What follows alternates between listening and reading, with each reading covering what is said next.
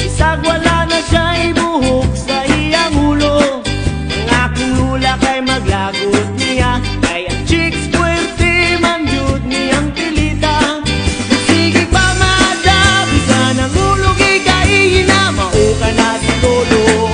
Ang akong lulo nga gwapo, ang tigulang, bisag ba ko?